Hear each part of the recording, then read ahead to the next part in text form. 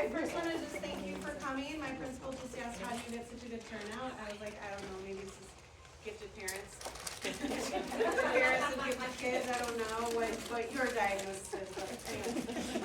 We're so happy to have you, and we're really excited to have this night, and I'm really excited to introduce to you Melissa Muslar. She's amazing, and this all came about because she was kind of schooling me on the side of the soccer fields and telling me about, all about kids, and I was like, you should come talk to my parents. So, you're my parents, and this is our peak night. I'm really excited. But I don't know if I said this yet. I'm Rachel Muller. I'm the coordinator for the Roaring Fork School District. If you have any questions for Melissa that you feel like maybe don't get answered, or you want answered, or you're thinking about it, there's a parking lot over here and some sticky notes and pens. You're welcome to ask any questions, or if you have Roaring Fork School District questions about the PEAK program or the PEAK program at your school that are not for tonight, you're welcome to ask any questions and put those on the parking lot. If you just want to specify who the question's for, then we can connect with you later, or maybe answer the questions for you. So, okay. So without further ado. Thank you. I know someone asked if they do this every year, Rachel. Sorry. This is a new, someone's asking. Well, the last time someone tried to do, the previous coordinator tried to do a parent night, the person who was gonna come and speak got stuck in the snow. And so we didn't have it, and that was like 4 years ago. So it's been a while. And this is only my second year, and so I took it on this year, and I was very nervous and wore a tank top today to make sure that I was okay, but here we did it. So this is the first time in quite a while, and hopefully we can do it a lot. I would love to do it more. So maybe with Melissa or maybe other people. I don't know. But anyway, thank you. Yeah. No, this is gonna be great.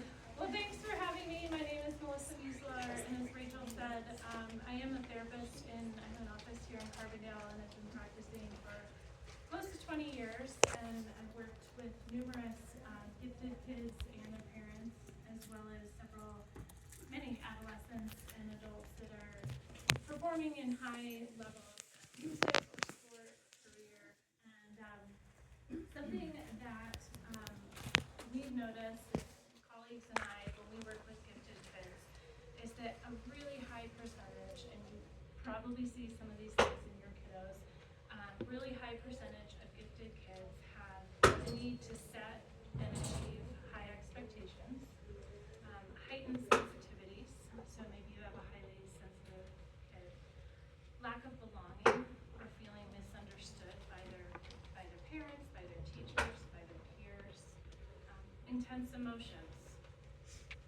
boredom that leads to disinterest or underperformance.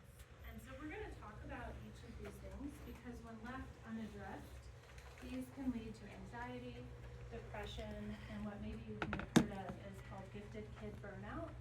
And that's when a gifted kid experiences exhaustion, frustration, diminished motivation, and that persistent pressure to excel and meet high expectations.